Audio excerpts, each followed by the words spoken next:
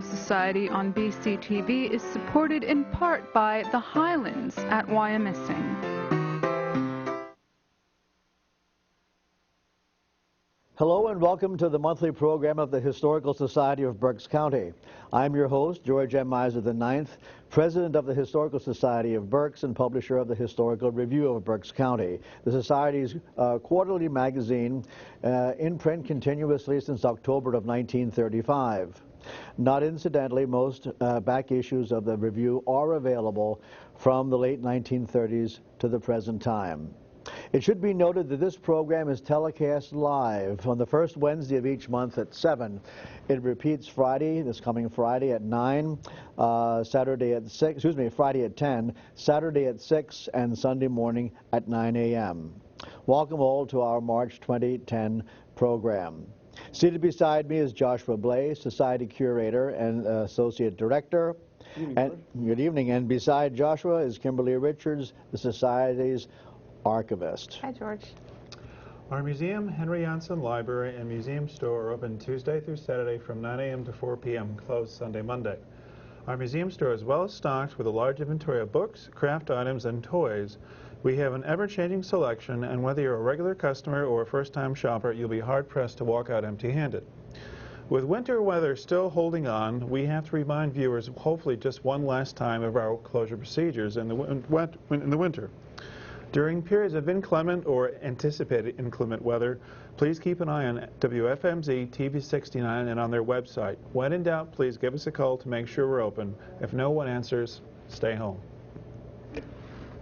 We remind viewers that for $40 you could be one of us, a member of the Historical Society of Berks County. Membership in the Society includes our prize-winning quarterly magazine. Membership includes unlimited use of the museum and the library.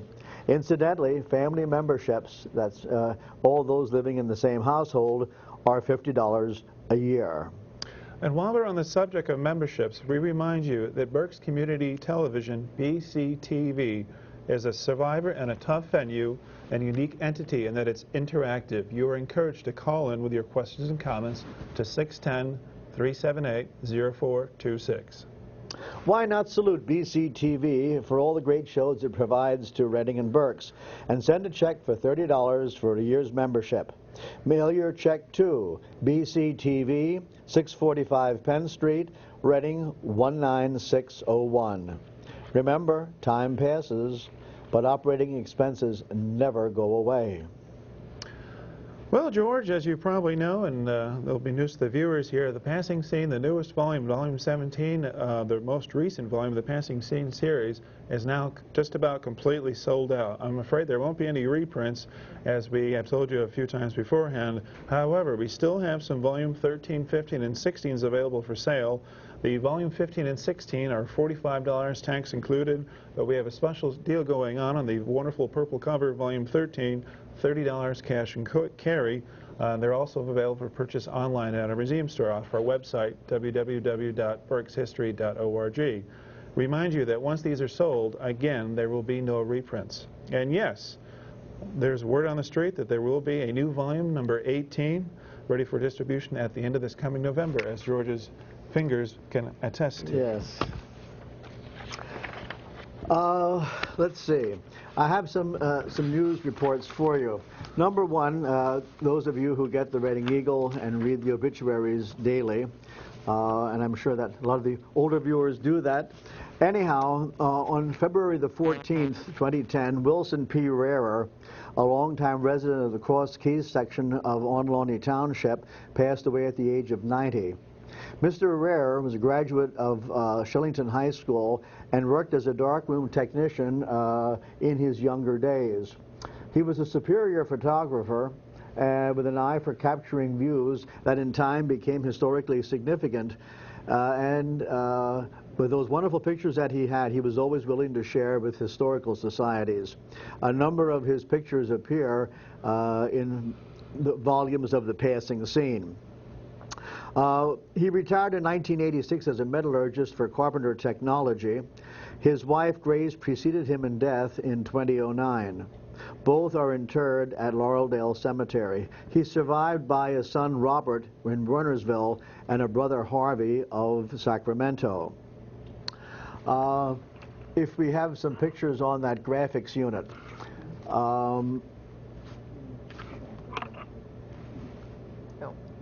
That I don't think is the Earlville Post Office. Those are some cards we were going to save till the end.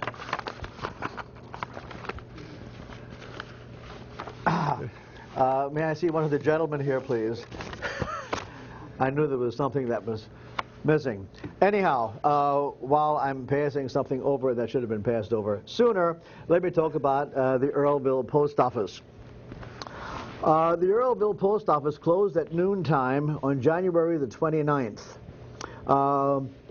Its closing brought an end to something very unusual. It held the record, the old-time record for a Berks County post office continuously operating for, in this case, 172 years. Now that's very unusual for a post office to be at the very same site for 172 years, but indeed it was. The post office is this section on the left-hand side. Now years ago there was a store in the middle, and then the hotel part itself was on the right-hand side. This is on 562, and to many, the surprise of many, it is in Amity Township, but you can throw a softball from the left side of this building over into Earl Township, so it's right on the border. And people might wonder, why would they establish a post office there 172 years ago? And the answer is the former Spring Forge, which was a major iron operation in Berks County, is actually walking distance from this building. So that was really, I'm sure, opened up early on to take care of the workers and the activity at Spring Forge. By the way, there are still about 5 or 6, if you drive down that road to the left of the hotel, there are about 5 or 6 early stone houses there from the workers' homes from Spring Forge. The sawmill is still there, and there are a few other buildings sprinkled here and there that go back to the days of Spring Forge. Anyhow, the unusual factor about that being the post office for that long a time at that very same site, the unusual factor is that that was a real rarity in Berks County and across the nation, because before the days of civil service and the U.S. government owning their own buildings, the post office department was very political. If you had a Republican postmaster at a certain place and the Democrats won the election, the postmaster was done the next day. There was a post office in Eastern Berks, and I may as well tell you that it was Bartow, where, depending upon the administration in office nationally, the post office was in the Bartow Hotel, or it was in the general store right across the street. It used to go back and forth. Anyhow, Earlville's post office was established in the landmark Klein Hotel building. That's that building on the Boyertown Pike, Route 562. It was established August the 2nd, 1838, and remained there exactly the same spot until it closed. May we have the next picture, please? Was it relocated or just outright closed, George? Just outright closed. They just did away with it. What happened was, to the best of my knowledge, they wanted to convert that room into an apartment, so that when the lease ran out for the post office, they didn't renew the lease. That happened at a couple of places. Well, with 30,000 employees slated to be released or relieved of their positions with the post office, there are bound to be some more surprises along the line.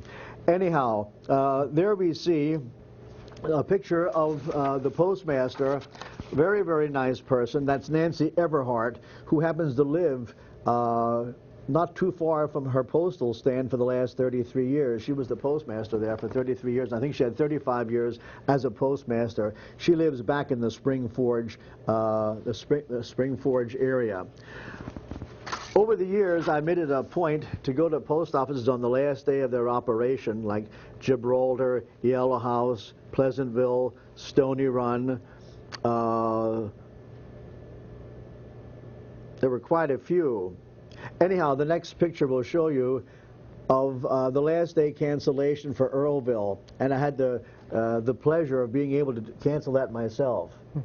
So I have a last day cancellation. By the way, I have one for the Society's files. The last day cancellation for Earlville. The first postmaster on August the 2nd, 1838 was G. Klein Jr., the son of the fellow who had the hotel. Hotel itself was built about 1800. That's that long portion you see on the right. Viewers who are familiar with that building know that it caught fire a number of years ago in the hotel part itself. Part of the roof burned. Anyhow, the post office was established, as I said, in 1838. They opened a store there in 1820. Years ago throughout the county, if you wanted to boost your store business or your hotel business, that's why a lot of the people would build these big buildings out in the country. They'd have the hotel on one side, and they'd have a storeroom with a post office inside. Because if people went for their mail before rural free delivery about 1905, if they went for their mail 3 times a week, because most of these old rural post offices got delivery 3 times a week or 2 times a week, depending upon the office, it would bring people into the store and into the hotel. So if you build a building for a hotel and a store, you wanted a post office in the worst way. And that's why a lot of these old-time places were in general stores and in hotel buildings. Is the next picture ready? Oh, okay. On 737, 737 is what they used to call, in 1926 when it was established, the Kutztown-Krumville Highway. When they built that thing in 1926, 27, and 28, they graded the road. Now, some of you people might recognize this building. This was like a hotel, a tap room, really, and a gas station right along 737 at Kutzmill Bridge. Now, Kutzmill Bridge Road years ago used to cut right across 737. It doesn't anymore. If you're heading up towards Crumsville, you turn left at that building. That's what that looked like in fairly recent years. Actually, that postcard itself, I'm going to guess, dates from the 1930s.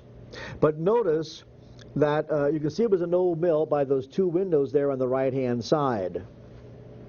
When they graded that road in 1926, 27, and early 28, they really moved the earth around, because as you can see, that road goes, this is the main road, this is 737 in the foreground, it's on the 2nd story, close to the top of the building. It wasn't like that originally. That old mill was freestanding. Maybe have the next picture. That's the building. That was Dietrich's Mill. It was in the paper, sort of headlines, and Kutztown Patriot had a big thing on it. And the Reading Eagle had this story about the Dietrich Mill. The Dietrich Mill itself probably predated the Revolutionary War. It was originally a Kistler property, and I think there's a record from the 1700s where it was turned over, was sold to the Dietrich family, and it remained in the Dietrich family, I'm going to guess, and as an operating mill until the time that road was changed in the 1920s. Of course, by the 1920s, most of the old mills out in the country were no longer milling. Anyhow, there you can see it was freestanding. In the background, we have the next picture, if that's possible. By the way, that bridge in the foreground doesn't exist anymore. The abutment is there, and someone actually built a garage on the abutment. But the bridge itself is missing because Kutzmill Road no longer goes off to the right-hand side. When we get the next picture, you'll see. There you are. Now, this was Kutzmill Road, which doesn't exist anymore as you see it there. That's the mill in the background. And over on the left-hand side, just out of view, I don't know if you can pan that, but that's okay. Just out of view on the left-hand side is the miller's house. Now today, 737 cuts right through that property. The miller's house is on one side, on the west side of the road, and what remains of the mill is on the right-hand side of the road, heading towards Crumsville, or the east side. So when that road, that highway was put in, that changed the characteristics of that property a whole lot. As you can see, at some point, they weren't depending on the water power anymore. They supplied it with a steam engine to help with the processing of the flour. What's the creek through there, George? The creek through there is that the Saconee? I think it might be. The body of water that went by every old mill years ago was called Mill Creek. Look at all the old maps, and there must be 50 mill creeks. The next picture, please. Yeah, you would not stand on that road there today, because that road, 737 took the place of that.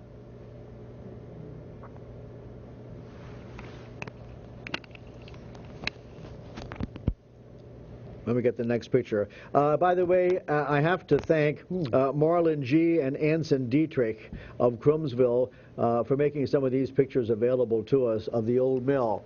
I mentioned about the fire of February the 12th. That was the fire. Now, what you're seeing here is the side of the building in recent times fronted on 737 facing westward. What we're seeing here is the Kutztown side. As you would approach from Kutztown, this is what you would see. And in more recent times, it was used as an auto repair place, and it was what was stored there that sort of caught fire. Now, this was taken the day of the fire on February the 12th. The next picture is one that I took right after the big snowfall. And you can see that the top of the mill, and I don't know what they did there, because that was an entirely a stone mill, but you can see that the top peak is missing from that building. And 737 would skirt there on the left-hand side. What you're seeing there on the right-hand side, and you can see it's an old mill. Look at the nice coining on the corners on the right-hand side. Anyhow, that was the Kistler Dietrich Mill, destroyed by fire on February the 12th. Mill itself, I think there's a deed that mentions something about 1751. That was an old mill. It really was. And to the immediate left of that is the road that you would take to visit Kutzmill Bridge, off to the left. Let's move ahead. So much for the visuals. The newspaper didn't have much of none of the newspapers had much of a history on that, and they didn't have an old-time picture. So thanks to the Dietrichs of Dietrich's Meat Market in Crumsville, we have those pictures to share with you tonight. And what is... I think I'm up. Yes, you are. Okay, coming up in just about a month here, we're going to have the exhibit opening for our newest exhibit for 2010, which is Members' Treasures. One of the guest curators is our host for this evening, George Miser, and our second guest curator is Beulah Boots Fair. We've had about over 4 dozen submissions. You might have seen the photos we showed you, I believe, in the January program. I don't think we had them in time for the December program because we had a February recess. But we've had more than 4 dozen submissions, everything from a cigar store figure to some local artwork. Just about completed preparations to the room, and I'm starting to call people to bring their items in for this display. So if you're one of the wonderful people that came in or we went out and saw, if you haven't heard from me yet, you'll be hearing from me quite soon here. I spoke to Jim Hopper today from the Moulton area about his wonderful bicycle. He's coming in tomorrow. Oh, is he coming in tomorrow? Tomorrow after lunch. Wonderful bicycle. Yeah. George mentioned we have an Acme bicycle in original condition coming in. He also has some local pieces of from Harold Furniture and also Pomeroy Dives and Stewart, some advertising pieces coming in from there. But our opening program, and we'll talk a bit more about it, we'll have some photos at our March TV show, because our April TV show.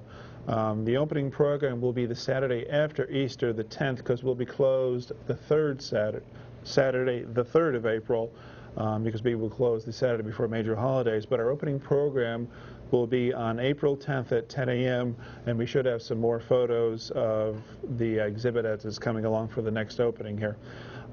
Just this afternoon, our incredibly popular rifle exhibit closed after 2 extensions. It was originally supposed to close at the end of 2009. We extended it another couple of months due to its popularity. We actually extended it 2 more days because the gentleman, Patrick Hornberger, who is the guest curator for the exhibit, isn't able to make it till tomorrow. We have had a few rifles returned already. But we did have a person there pushing it to the last possible second this afternoon. Really? Then we had 2 other people come in as well, even after that, so the exhibit is closed. We'd just like to thank the Conrad Weiser Society, Children of the American Revolution, the Kindig family, and of course guest curator Patrick Hornberger for making this wonderful exhibit possible. You know that Patrick Hornberger has another claim to fame other than being a real authority on long rifles. What's that? He is the nephew of the very famous band leader of the 1920s and 30s, Paul Specht. Oh, I remember you telling me about that. Yeah, you were talking about that at the opening, I think it was, right?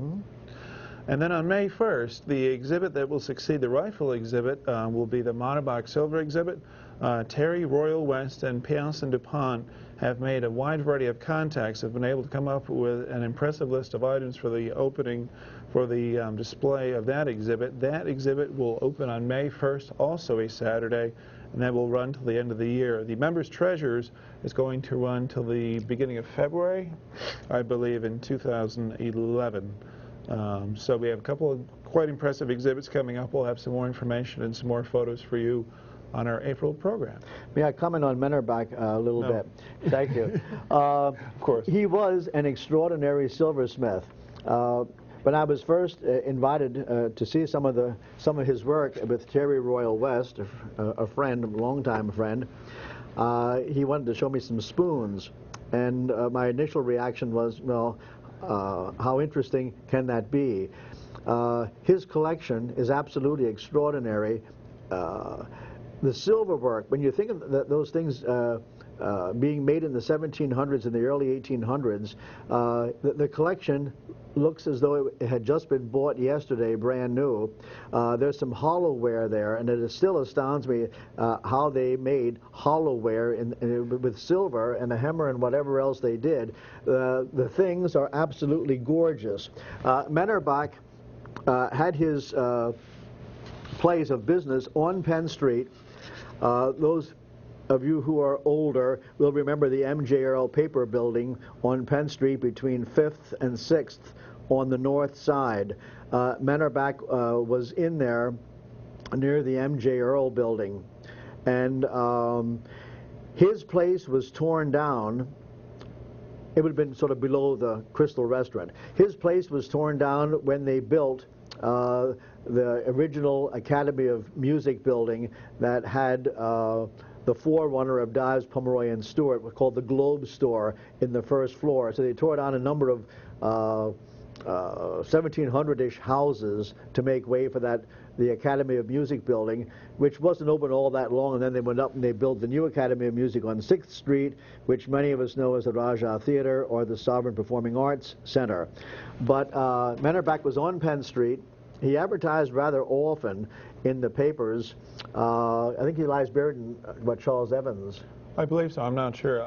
But let me tell you, you do want to see that silver collection. It is unbelievable. And as an engraver, he's peerless. You look at those engravings and you can't imagine anything more beautiful, anything more graceful. You will be impressed with that silver exhibit. It will be extraordinary. I've only seen a few images of what's coming in so far. One of the most interesting pieces to me so far, of course I haven't seen many of the pieces yet.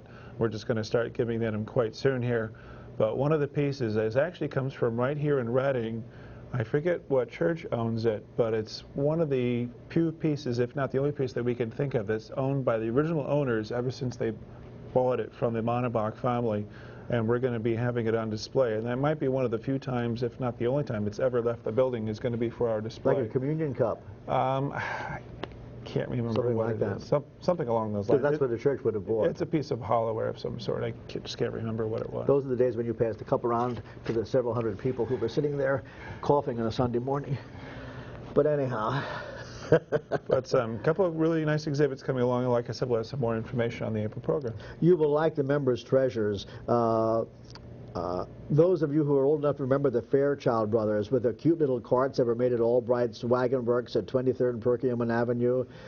Tom Orth from the Carsonia Park area is lending us his Fairchild cart. Cute little thing. It works by turning a little wheel on the side, and that gave them the mobility to move rather slowly. And when they came to a hill, they used to look for kids to help push the boys up the hill. The Fairchilds were not very tall. They were probably 4 feet something, not quite 5 feet. So that these little carts, there's only one surviving. I think there were 2 carts, and neither one was complete, and they took the 2 carts and made one that actually functions, and we will have that on display. That'll be the first time that that'll ever be seen, that will have been seen by anybody since the 1940s, I guess.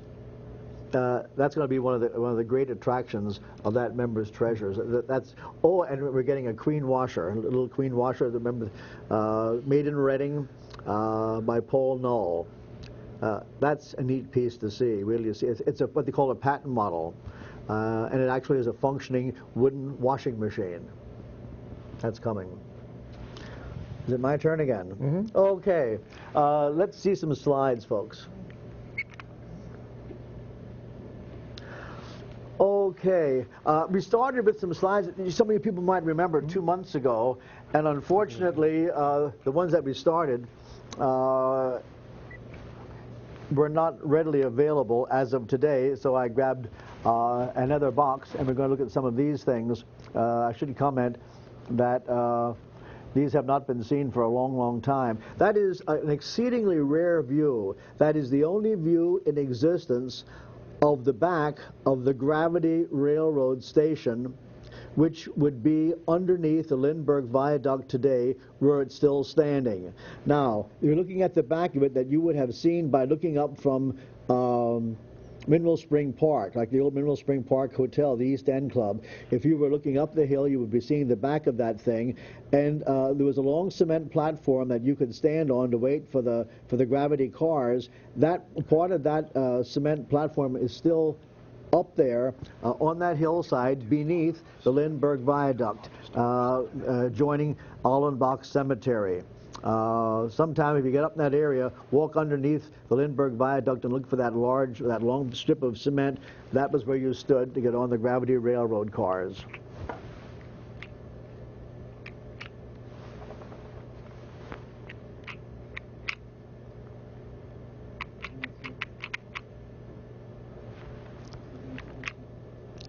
Having some technical difficulty.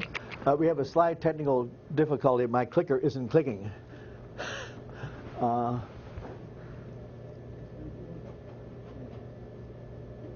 There we go. Okay. There we have some of the gravity cars. That would have been, people are having a little difficulty seeing this. That would be on the downhill side. You know, you went to the top to where the Memorial Tower, the William Penn Memorial Tower would be today. At that point, they released the cars, gave them a good push, and they went down and around the mountain in a sort of a semi-circuitous route back to the point of beginning. This would be in the general area. This would be in the general area of where the Reiningers had their fruit farm, sort of overlooking Carsonia Park in the Lower Alsace, Township. Very rare views. This was, let me think. Hotel? Yeah, that was the Schwartz's Summit House Hotel, built in 1890. Notice at the turn, you see they have a double tracked. Yeah, that's actually they called it a guide rail or a check rail. If the wheels were to derail, that would hold the car from teetering off the side of the mountain. Which was very nice to have. Yes. Nice little feature. So in other words, the next time you go up on top of the mountain, beyond when you go from the pagoda over to where the Tower Hotel used to be, or the Summit House, or Schwartz's Summit House Hotel, as you approach what remains of that yet, the stonework, if you look on the right-hand side, just as you approach it, you can see where that went back into the woods. And right back in here, they had a little park, and I forget, was it called South Turn Park? So people with metal detectors, you might want to keep that in mind. There were a couple of little parks where people gathered. They would have a fireplace there and a few benches, and there was actually a park right about where you see where this picture was taken. That was probably taken from the park area. It was called the South Turn or the South Bend Park. Again, the Gravity Railroad cars. The Gravity Railroad cars initially were pulled up to the top level was like a mile and a half up by a steam engine, a Shea engine, and then later on they electrified. I guess there was one car painted white called the Laurel, was the first one that was electrified. And then after that, they did electrify the line. This, again, I believe is about the same turn, well, I'm not sure. Up at the Tower Hotel, between the Summit House and what we know today as the William Penn Memorial Fire Tower, which was originally the old tower, there was a concession stand. And I had a dear friend, Albert Green, who lived at 1940 Fairview Street, who as a kid sold blackjack chewing gum at that concession stand. They had two kinds of chewing gum, blackjack and orange chewing gum, which was a popular seller years ago. You don't see much of orange chewing gum today. People who are... Not much of blackjack either. That's true. There isn't much blackjack around anymore. What's that other fruit? The same company makes that fruit. Juicy Fruit. Juicy Fruit. Same company makes that. Wrigley, no. Yeah. It might be. Is that Wrigley? It's Wrigley. It might be. By the way, so many people might remember that over in Hyde Park in the old Muhlenberg Brewery building, after the brewery closed in 1920, they manufactured orange chewing gum over there. I interviewed a woman who actually worked that. She said she was so sick of orange chewing gum, you'd walk in, you just smell this orange and first thing in the morning. But anyhow, that's the concession stand. The famous old tower would be right off here to the left-hand side of the picture. This was, some people might remember the Hague Mountain Manor. Earlier, this was Spooler's Hotel. You know, that used to be called Spooler Road. You go up Hill Road, and you would turn left onto what is today called Hague Road. That was originally Spooler's Road.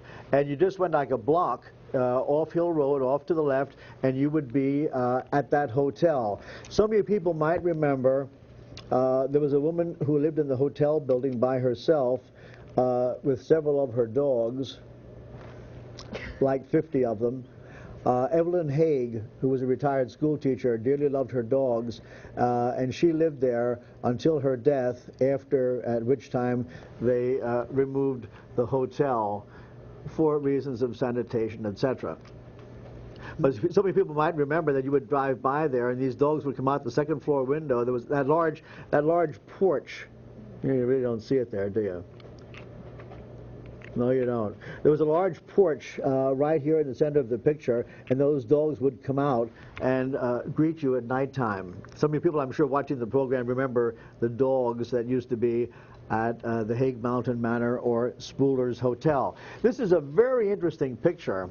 Another friend and I went back about 25 or 30 years ago to New Schaefferstown area. New Schaefferstown is beyond Burnville. And back in New Schaefferstown, you go to the west end of the hamlet, and you go down a road, and it takes you into an old farm property. And you read in old records about the number of log buildings that there were in Berks County in the 1700s that were thatched. That is the last building that I know to have thatch on it and be photographed. That photograph was taken about 1905 or 6. But that was I know exactly where that building stood. But it had a thatched roof and it was a log structure. It doesn't look like there's a whole lot of thatch left. There's not a great deal there. No, there's not. You recognize this? It's a windmill. And it was... That was down over in Exeter, wasn't it? Bully Lions, yeah, near Bully Lions. When you would go the West Shore bypass, you can still see the foundation of that.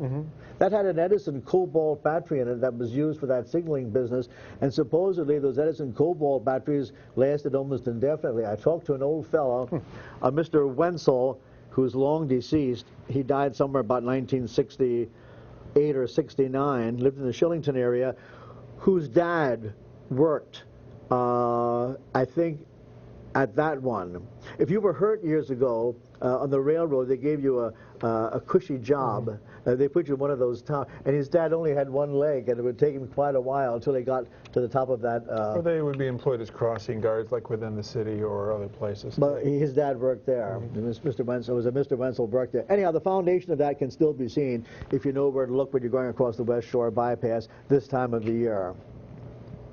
Neat picture. The old Penn Street covered bridge, which original one was wiped out in 1850. It was rebuilt, and that one that you see there was torn down, board by board, nail by nail, salvaged in 1884 when they made way for the Iron Truss Penn Street Bridge. You're looking up Penn Street. This would be, we would be looking up on the south side of Penn Street on the even numbers, and that was Dr. Benson's steam grist mill, which earlier had been a hotel. But look how narrow that strip of the separation between the Schuylkill Canal and the Schuylkill River. So you can always imagine, by looking at that picture, what they went through during times of flooding. There's a photo that shows the water just up to the top story there, doesn't it? Yeah. Yeah. The flood of 1869. That's right. Yep. Oh, one of the rarest pictures I own. That was a glass stereopticon view, hand tinted. You don't see many glass stereopticon views. Still have that? That was lent to me for 1 hour, a long time ago. And knowing that I would probably never get my hands on it again, I went home and made about 50 copies by every conceivable way. We're going to take a little break right now, and then we're going to come back with Kim, who has some fascinating material to share with us. You're watching the Historical Society of Berks County on hsbctv.org. Be informed, be involved, be a member. For membership information, go to www.bctv.org/support/membership. For other information on local heritage societies and local history, go to bctv.org. The Historical Society of Berks County on bctv.org is underwritten by the Highlands. To find out how you and your business can support a program on BCTV, go to bctv.org.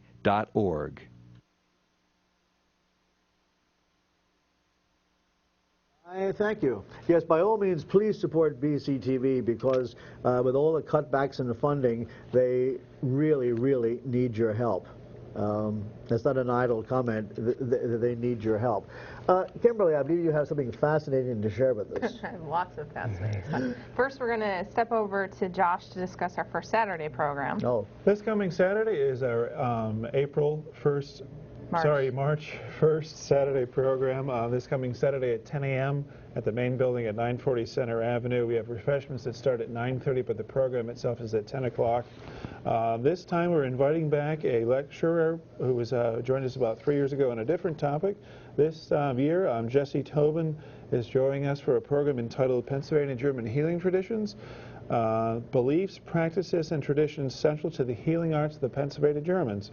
Jessie has a bachelor's degree in healing arts from the Prescott College, and for the past 7 years she has studied the Pennsylvania German practice known as powwow, or help me out, George, Brockerai. Is that the correct pronunciation? Yeah, George Holman of Alsace Township wrote a book about that in 1824. Okay. And she's also a teacher of the traditional Pennsylvania German culture. Again, refreshments at 9:30. There is a small fee to cover the cost of the refreshments. For members. Ample parking at the rear of the main building and the parking lot of the Janssen Library. And Kim's next. Yeah, and if you're really interested in the program, currently in the gift shop we do have a book on powwow.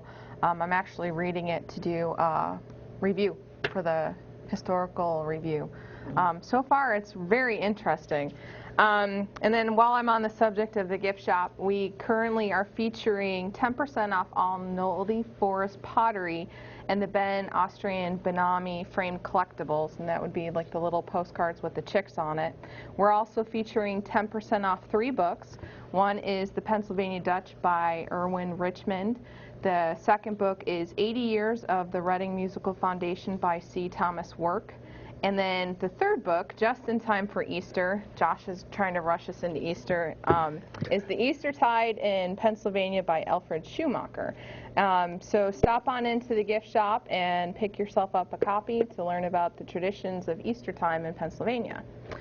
Also coming up in March, on March 20th at 10 a.m. in the auditorium, we have Kit's Interactive Theater, which we also call Kit's Caboodle. This year's program is about the experience of an Irish immigrant named Maggie McLaughlin and her journey to America. The program is appropriate for ages 7 and up, and it's free, so stop on down on the 20th. Also this month, we're featuring our egg tree at the Hendel House. The Hendel House will be open Wednesdays from 12 to 3 on March 10th, 17th, 24th, and 31st. This year's tree, I believe, is sassafras. Yes, I believe that was generally what they used. It's a bigger tree than last year. Vicki and I just put it up this morning. Yep, and she was decorating it too. So stop on down and support Vicki in her efforts to decorate the egg tree.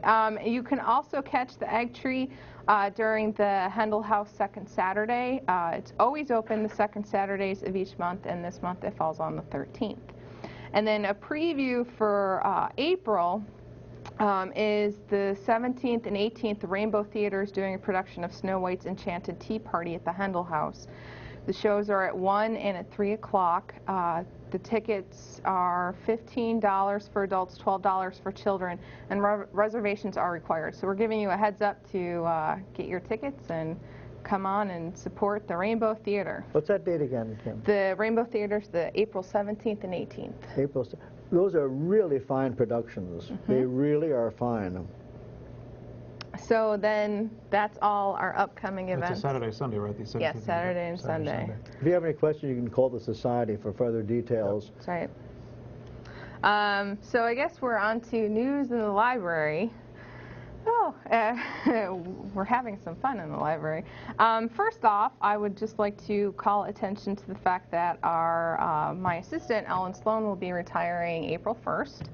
So she's been a wonderful help since I've started.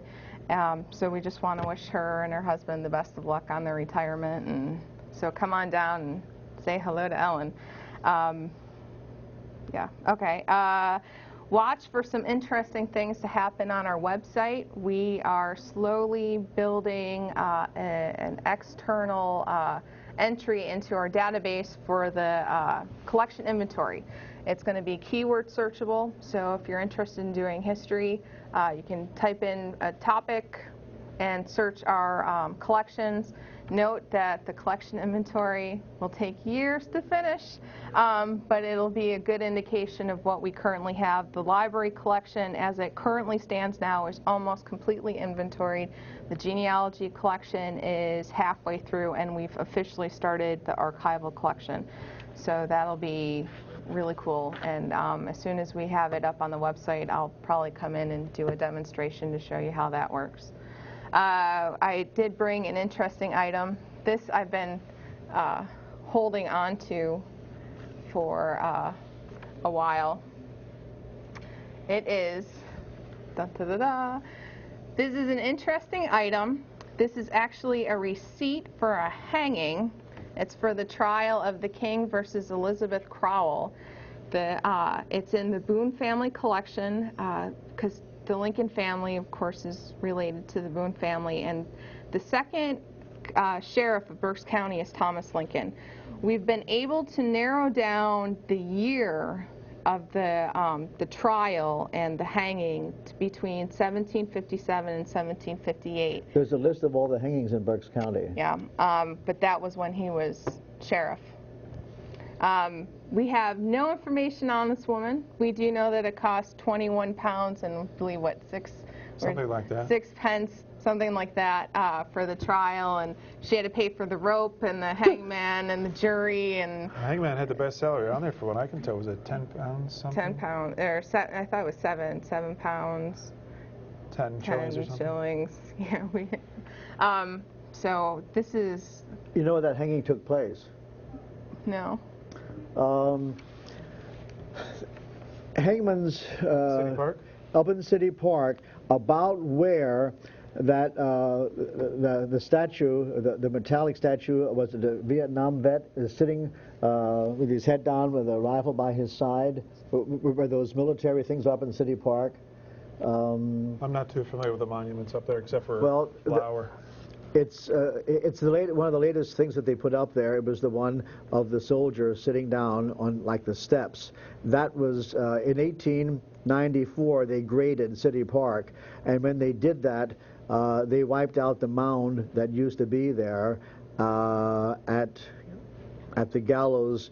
What do they call it? The gallows mound. They leveled out in 1894, but she was hanged in City Park. And you realize that some of the people that were hanged up there were buried in City Park. When you go up Hill Road with the Jewish synagogue on the right-hand side, where the entrance to the synagogue was in on the right-hand side, directly across the street, and there's one picture that shows that burial ground with a stone wall around it was directly across from the entrance to the synagogue on Hill Road. Cool. So that's where that hanging took place. Excellent. Someone called one time and offered us the rope for the last hanging in Reading, slightly blood-stained, but they offered it to our collection. And we didn't take it? Susanna, No, that was 1809. okay. We supposed to have a piece of that. Yeah, do we have that? Supposedly, I haven't been able to, I haven't found it in the midst of our inventory. This woman's, now this was a while back. Her dad was the sheriff at the time of the last hanging in the old prison. And we expressed interest, but I don't think she ever followed through with that. Unless, anyhow. The last thing I have is that we do have a lot of collections and a lot of work, so if you're interested in working in someplace fun and learning history at the same time, stop on down to the library because we're always looking for volunteers. And you can sort of pick your own times. Yep, you can pick your own times and your own days as long as it's between Tuesday and Saturday. 9 to 4. 9 to 4. Right. And the thing about being a volunteer in the library is that you meet a lot of interesting people, because interesting people go to the library, and when you're there you can see what the society has and make yourself familiar with our collection, which is an extraordinary collection. Yes. And it has been greatly improved since Kimberly Richards has been our archivist. Thank you, George. We have time for a couple of slides yet. We can go back to the slides. Did you take care of it? Is there something you wanted to say yet? I can Go save ahead. until my No, next go one. ahead. If we want to go to the graphics camera for a second, if we just want to look at a couple of them, or as many as we want to, before our eyes glaze over, I brought some trade cards. You might want to see some of the backs of these. I brought some trade cards along with me in part of the museum collection. I just think they're really neat to look at, especially when you're considering they do anything like this today. George can probably elaborate on some of the business and some of the addresses. You can see the address location on the bottom. It's 6th and Penn Street, I think. That was after they moved. They started out about the old timers, if you remember where Joseph's men's store was. That's where they started out. Then they went up to the Heisman building at 6th and Penn on the southeast corner. Neat. Oh, this is a good one. Sol Levi, cheap and reliable clother at 652 Penn Street. Mm-hmm. I've been on the right-hand side going up. And that's almost at the end of the block. And this is the backside of it, actually, so there's a bit more details. Maybe you can see a little bit better if you have a high-def TV at home. Text is a little hard to see here, but it's pretty interesting to me just to see the artwork and the quality that went into these trade cards. Any idea when these sort of advertisements might have gone out of favor, George? A lot of those things sort of disappeared after they couldn't get the German dyes with World War I. Because they used to do the same thing with the postcards. Some of these have the address and the information on the back. Some of them just have they're just generic cards advertising the product. Then somebody stamped on the back the local agent where you could go for their product. Continental Stoves, you might see on the back here, which local business. Myerstown, the compliments of H.C. Lisey Myerstown. Didn't know the fella. They're all very colorful, too. Yes, they are. And they vary. I've seen some that are actually cut into shapes, that they design the top to fit the shape of whatever the picture is. There's a few of these. I don't know if I have them with me, but there's a few of these that look like artist palettes or drums. That's right. Yeah. That was so typical. So let's go back to some slides. We'll come back again to those next month. Okay, that's again a very, very rare picture. That was the Penn Street Bridge rebuilt after the Great Freshet of 1850. That was put up in 1851, and I have a picture of them tearing that thing down board for board. They saved every nail and every board from that bridge when they tore it down in 1884. You might have a piece of it, I'm not sure. I wouldn't be surprised. 84. I think that might, if it's the board I'm thinking of, it might comprise the mantle of the fireplace downstairs in the lower level industry and craft room. Really? And that was after it was used somewhere else, too, if I remember the Oh, collection. neat. I didn't know that. If that's the case, that's very interesting. Which is the one that floated down the river? The one of 1869. That's my favorite. The one that took that place. That was the one at Binghamton Street. 1/3, the Reading 1/3 of the Binghamton Street Bridge, or the Lancaster Avenue Bridge, floated down in the freshet of with a flood of 1869, and they got on the telegraph, and they called the agent down at Douglasville and said, "Hey, there's a covered bridge floating down the Schuylkill." So they got grappling hooks and everything else. They pulled it out. That was 1/3 of the Lancaster Avenue Bridge. They pulled it out of the water and set it up at Douglasville, and that served. You know, I used to wonder why in the world did they have a bridge that big at Douglasville, and the answer was, why did they build a bridge that big at Douglasville? They didn't. They pulled it out of the water and used it. Come and get it. Yeah, and that was in use until 1950 when it burned. Did they ever compensate for that, or is it just spoils of the flood, I guess? The spoils of the flood. I love that story. That's a rare picture. There are very, very few photographs of that building. That is 3rd and Penn, people. That's the Merchants Hotel. And they tore that down to make way for the Firestone Tire Store. That's at 3rd and Penn, on the south side of the street at 3rd. Southwest corner, right?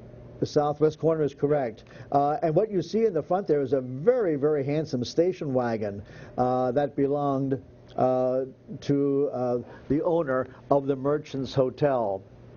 That's a rare, look at that wonderful portico. By the way, one of the selling points of a portico years ago was that not only did it protect almost every store between 4th and 6th on the north side had a portico, and that was so that merchants could display their goods on the sidewalk as well as in the store, and would get people to come into the store. But one of the selling points of a portico, and I saw this in one of the old ads, that in case of fire, you could always go out to the portico and jump down. Do you see how high that portico is from the sidewalk? Oh, it's definitely taller than the carriage. Yes, it wouldn't be good for the ankles, I would say. But anyhow, that was a selling point for a portico. There'll be firemen out there with one of those things to catch you. Yeah, right. Now there you see the tail end of the old market houses. We had 2 market houses on Penn Street, one between 4th and 5th and one between 5th and 6th. You're looking there at the West Market. That would be the one between 4th and 5th. And we would be looking to the north side of the street.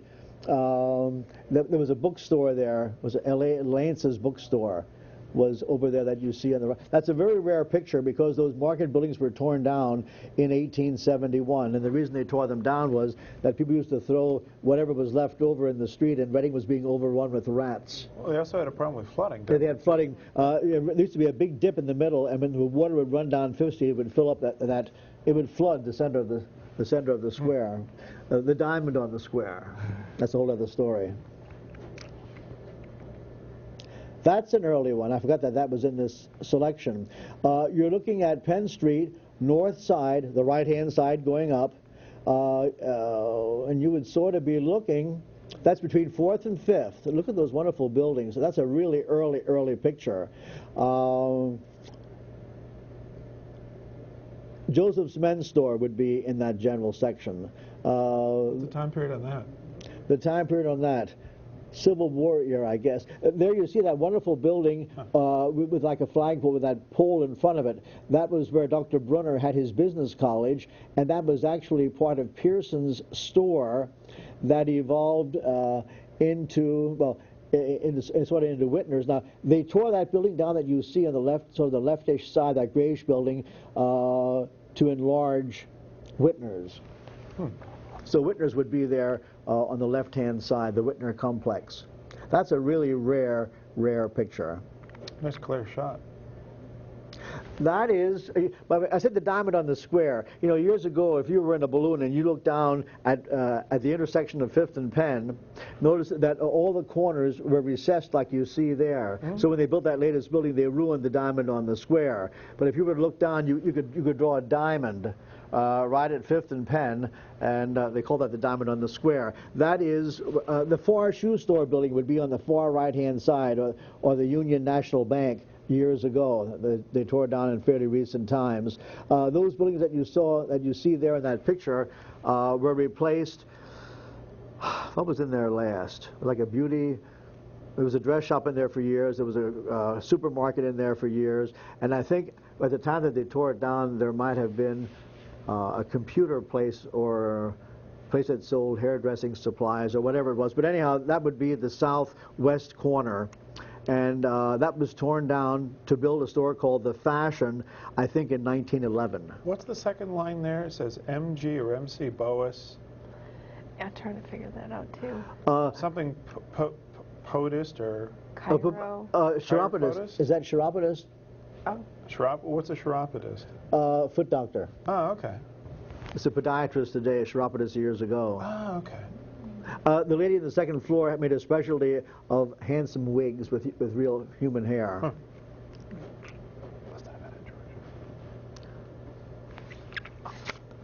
Huh. That's the old State House, burned in a big fire in 1872. And when that burned, they had never taken all the records out of the top story of the Hessian camp. And we lost records of the Hessian camp prisoners in the attic of that building when that burned in 1872. Well, tell your friends about our program, which is on live the first Wednesday of each month at 7. This program repeats Friday night at 10, Saturday at 6, and Sunday morning at 9 a.m. You can also get us 24 hours a day anywhere on the face of the earth on the internet by going to the Historical Society's website, www.berkshistory.org, and check for media, I believe, and that will take you to our TV program. Many thanks to today's associates, Joshua Blay and Kim Richards. Thank you, George.